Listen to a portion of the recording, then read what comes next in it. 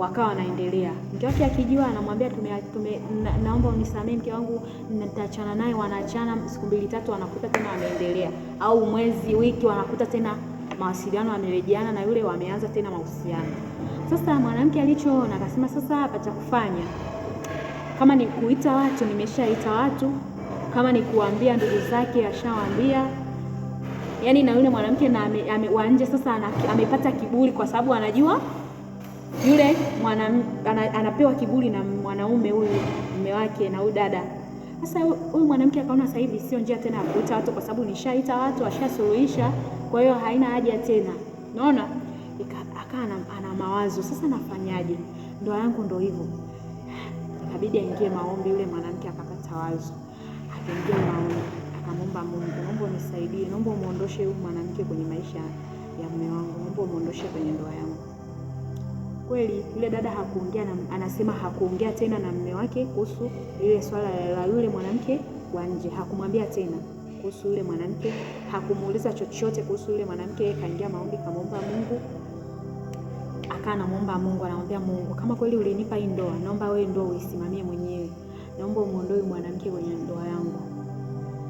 Basi sijui ilikuwaje, ile dada anasema hajui hata ilitokeaje. Akaja kushangaa kweli mwanaume wake, huyo mume wake, akawa ameachana na yule dada. Hawajui waligombana, hawajui alikuwaje, ikawa hawako tena na mahusiano na yule dada. Kwa hiyo naamini kuna kitu umejifunza hapa kuhusu migogoro inapotokea kwenye mahusiano. Haijalishi una miaka 7, haijalishi una miaka 10, una miaka 50, una miaka 20 kwenye mahusiano, unaweza ukawa na experience, lakini kila jaribu linapokuja linakuwa na mlango wake wa kutokea.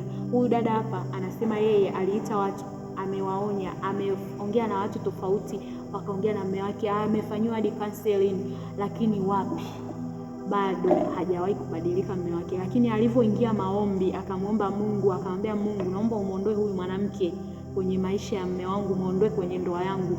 Yule mwanamke Mungu alimuondoa. Yule dada anasema mimi sijui aliondokaje, sijui waligombana, sijui aliondoka lini, lakini nimekuja kushangaa ndoa yangu ina amani, ndoa yangu ina furaha, wanaongea tena kwa furaha, wanaongea tena kwa amani na mume wake, na mume wake amekuwa na muda naye, sio kama zamani akirudi yuko bize, hana muda na watoto, hana muda na familia. Kwa hiyo kitu cha kujifunza hapo ni kwamba unapokutana na changamoto yoyote kwenye mahusiano, majaribu yako kwenye ndoa yako, muombe Mungu, mwambie Mungu, naomba unisaidie, Mungu naomba unisimamie. Kweli kuna hasira za kibinadamu, lakini Biblia inasema kwamba usiruhusu hasira ikakaa kifuani mwako, kwa sababu hasira inakaa kifuani kwa nani? Kwa mpumbavu. Kwa hiyo unapopata changamoto ya aina yoyote, mwambie Mungu, naomba unisimamie, naomba hapa unitoe, naomba hichi kitu ukiondoe, naomba unionyeshe sababu. Hata kama saa nyingine haujui sababu ni nini, ukimwambia Mungu, naomba unionyeshe sababu, Mungu anakuonyesha sababu ni hii hapa, wewe ndio ulikosea, rekebisha, fanya hivi. Kwa hiyo kila kitu ambacho unapitia, changamoto yoyote ambayo unapitia, usikimbilie kwa waganga, usikimbilie kwa marafiki. Marafiki saa nyingine wanaweza akakushauri, huyo hakufai, huyo yuko hivi, achana naye. Mimi nimetoa mfano, ushuhuda ni kwa mwanamke, alikuwa ni mama. Lakini pia hata wanaume wanakutana na hiyo changamoto. Unaweza kama mwanamke wako ana shida, ana changamoto, usiende kuwaambia marafiki zako. Marafiki zako sana watakushauri tu, wanawake sasa hivi, wanawake wa siku hizi ndio wako hivi, au wanaume wa siku hizi wote ndio wako hivyo. Atakushauri achana naye, tafuta mwingine, au atakwambia tu wewe ulikosea kuoa, au wewe ulikosea kuolewa. Lakini kumbe sio, ni mpango tu wa adui kukuvunja moyo, kukupatisha tamaa, kukuona kwamba umepitwa na wakati, lakini hujapitwa na wakati. Ni wewe tu kusimama kwenye nafasi yako. Muombe Mungu, mwambie Mungu changamoto yoyote ambayo unakutana nayo, na Mungu atakusaidia. Mungu ni mwaminifu, hajawahi kumwacha mtu. Hata kama umekosea, muombe Mungu rehema, Mungu atakurehemu na kukusamehe.